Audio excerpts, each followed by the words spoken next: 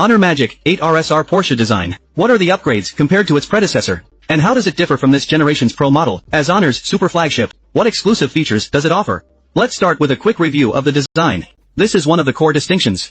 After all, this is a Porsche design. However, it departs from the design style of the previous generation. While incorporating Porsche elements, the lines are much softer and more three-dimensional. Another difference lies in the back cover material, which is now ultra-microcrystalline nanoceramic. It is not as heavy as traditional ceramic, yet it retains that smooth premium feel, and offers even greater hardness. But most importantly, both its look and feel are far more sophisticated than the last generation. So, between these two design styles, which one do you prefer? Another difference is that, on the Honor Magic8 RSR, while the screen size is slightly smaller, the body width is 75mm, making it narrower than its predecessor. In an era where most manufacturers are making phones wider, Honor has opted for a narrower profile. So, wide or narrow? Which do you prefer? This is likely the only super flagship currently featuring an equal depth quad curved screen. The front bezel width and 3D depth camera are the same as the Pro model, but when watching short videos in bright light, compared to the previous generation, the Magic8 RSR screen is not only brighter, but look at the color reproduction. In Cindy Wong's hair, face and white dress, the previous generation shows a slight green tint, whereas this generation displays them perfectly. The iPhone also tends to have an overall greenish tint. Its brightness is also lower than that of the Honor. As for the biggest change compared to the previous generation, I believe it is the imaging system. First, beyond the Night God telephoto lens, the improvement in color science is also very noticeable. In extreme low-light indoor conditions, at the 1x f focal length, the previous generation used an f1.4 aperture, whereas this generation uses f1.6. While the previous generation has slightly higher overall brightness, the Magic8 RSR shows more clarity in the dark details. Take the row of books below as an example. With this generation, every snapshot comes out sharp. I took 2 shots with the previous generation, and both were blurry. This demonstrates the advantage of CPACE 6.5 rated stabilization. And here we have a scene with indoor warm light, mixed with cool outdoor light sources. First, for the cool light from the window on the left, Honor delivers an almost perfectly realistic reproduction, while the iPhone's shot ended up with an avatar-like blue tint. Furthermore, under the warm indoor lighting, looking at the clock and the cabinet below, Honor's colors and the actual colors are almost identical. The iPhone shot looks dark and greenish. The previous generation used an f2 aperture here, but the overall visual quality isn't as good as this generation. So, these two scenarios prove one thing, in my opinion, for the Honor Magic8 RSR. Removing the 2-stop variable aperture in favor of a constant f1.6 aperture doesn't make a huge negative difference. In fact, in certain scenes, it even has an advantage. Also, have you noticed, in all the scenes above, the wood grain on the fuselage varies significantly across the 3 phones. Now, let's look at another example. Under warm lighting, for the wooden airplane on the cabinet, and the mural on the white wall behind it, Honor accurately captures how the warm light shines on these 3 objects, rendering their distinct and true colors. On the iPhone, the wooden plane appears greenish, and the wall looks too white. This is clearly not what the naked eye sees, as the iPhone tries to overcorrect the color. Right. Meanwhile, the previous generation turned the wall green. That is not realistic either. This is where the Magic8 RSR's AiMAGE original color engine shines. Thanks to its multi-dimensional color temperature fusion perception technology, its color perception is much more comprehensive. Beyond color, let's talk about the telephoto lens. The resolving power at 3.7x optical zoom is improved over the previous generation, but compared to the iPhone S 4x, I don't see a significant difference. However, between 3.7x and 10x, this generation lacks a default focal length for the transition. So, at the same default 6x zoom, I think the resolving power of this generation still has room for improvement. That said, the Magic8 RSR has 3 main advantages. First, the ultra telephoto lens combined with the AiMAGE engine at 10x zoom. Look at the treads on the aircraft tires, as well as the wood grain on the fuselage, and the texture of the wall behind it. While the Magic8 RSR captures these details clearly, it still manages to maintain accurate colors. This is quite impressive, as both the previous generation and the iPhone are blurry here, lacking resolving power, while also showing varying degrees of green tint, and in slightly darker scenes. Look at the text in the book and the stitches on the desk mat. The Magic8 RSR delivers much sharper resolving power. It also perfectly captures the pink book and the warm lighting, giving them a beautifully blended feel. Honestly, at 8x zoom, the iPhone S image is full of smearing. There is also a noticeable color cast. Even the previous generation shows significant smearing. Now, in even more extreme low-light conditions, with these wine glasses and bottles, the Magic8 RSR captures their luster, even in the dark. The clarity is also noticeably higher. Look at the iPhone and the previous generation. They both lack this sense of gloss. The Magic8 RSR restores the colors exactly as the eye sees them. The iPhone, however, is still overcorrecting the colors. I really don't understand it. What is the point of this constant color correction? It is just not the authentic color that we see in person. Plus, the smearing effect is very aggressive. It fails to capture the natural sheen of the wine bottle. The previous generation, S 6x zoom, which performed well in sufficient light, has absolutely no advantage in low light. Looking at these traditional Chinese buildings at night, the shadow areas on the Magic 8 RSR are much brighter. The details on the railings, eaves, and walls are restored with much greater clarity. On the iPhone, you can see nothing but smearing. Everything is just a blur. The resolving power of the previous generation is better than the iPhone's, but the shadows are still not clear enough.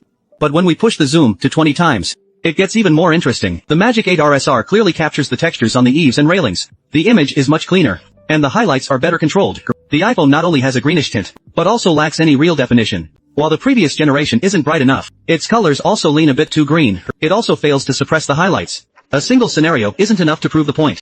Let's look at another one. The signboard of the Lujiang Hotel. The sign was originally dark blue. The iPhone captured it as this yellow-green color, and the resolution is extremely poor. It is very blurry. The text edges on the Magic 8 RSR are much sharper, even in these details at the bottom.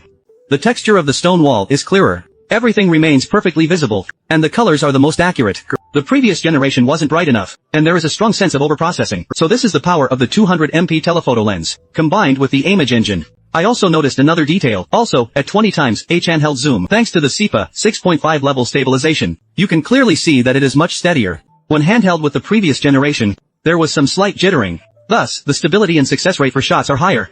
In night mode, the Magic 8 RSR has added 2 new filters, City and Scenery. For the night architecture you see here, I'll apply the City filter. First, it enhances the sky's color. It is not just pitch black, but has a blue hour aesthetic. Meanwhile, for the building under warm yellow lights, the pink lights at the top reflected behind it, the light on the trees in the foreground, and the details in the shadows of the trees, the Magic 8 RSR's overall look and atmosphere, as well as the warm and cool tones of the building, are distinguished perfectly. The contrast is the most striking, and even the resolution of the trees in the dark is the highest.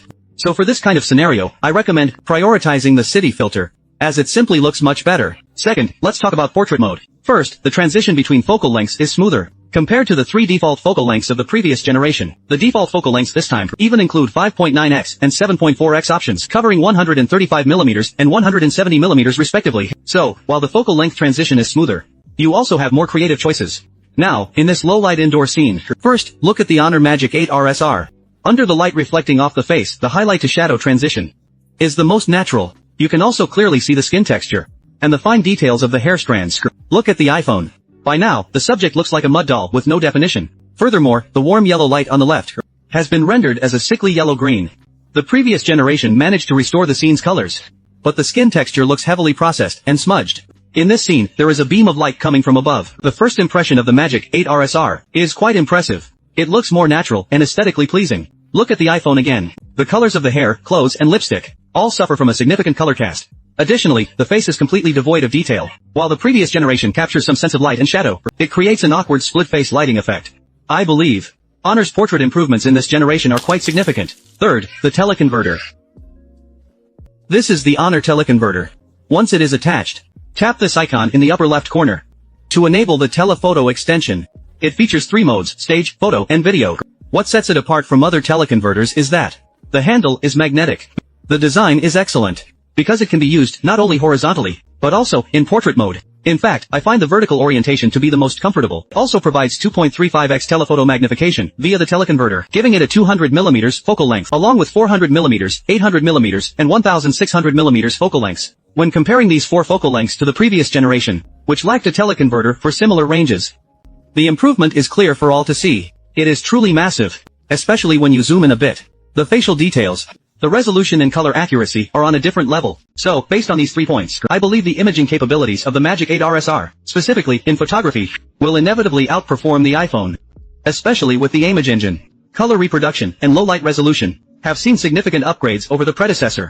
Moving on to the performance dimension, the Magic 8 RSR is powered by the Snapdragon 8 Elite Edition. Compared to the previous generation, during a 30-minute run in Genshin Impact, both achieve full frame rates. However, this generation boasts higher 1% low FPS. Moreover, its average power consumption and temperature are also improved compared to the last generation. Under the more demanding Honkai Star Rail, the Magic 8 RSR Avenue averages 59.7 FPS, maintaining a nearly flat line throughout. But the result of this aggressive performance is an average power consumption of 8W with a peak body temperature of 49.1 degrees Celsius. Power usage and heat are relatively high. Yet this level of performance compared to the previous generation still represents a massive leap forward. By the way, in this era of skyrocketing memory prices, it still features the 24GB LPDDR5X Extreme Edition. This is really a nice touch. Another difference is that, while being thinner than the previous generation, the battery capacity is actually larger. Playing Genshin Impact for an hour consumes 14%, scrolling through Douyin for an hour takes 6%, and listening to music while browsing Taobao uses 10%. All these results show better optimization than the last generation. Furthermore, the larger battery naturally translates to a longer battery life. After 3 hours of testing, the Magic8 RSR has 78% remaining. At the 5-hour mark, it is at 49%. Finally, after streaming video until it powered off, that last stretch took 6 hours and 02 minutes. The total runtime was 11 hours and 02 minutes, nearly 3 hours longer than the previous generation. This improvement in battery life is clearly visible. This is the advantage of having a large battery within a thin and light body without compromising on thickness. Moreover, its wired fast charging power has been increased by 20W compared to its predecessor. So compared to the previous generation, the Magic8 RSR is almost an all-around upgrade. And compared to this generation's Pro model, it first offers the Porsche Design and the ultra-microcrystalline nanoceramic back cover. It also exclusively features IP69K rating and Tiantong satellite connectivity. While the image sensor hardware hasn't changed much, it features the AiMAGE primary color engine, CPS 6.5 stabilization for better consistency, along with specific image optimizations and additional imaging software features. So, this is what Porsche Design is about. Beyond just the design, the significance of the Magic8 RSR is that Honor hasn't tried to create an overly aggressive gap. The hardware differences between the Pro and Ultra models, and as Honor's ultimate flagship, whether in terms of design and build quality or imaging capabilities, it stands firmly in the top tier. With this latest generation, we can clearly see Honor's continuous innovation.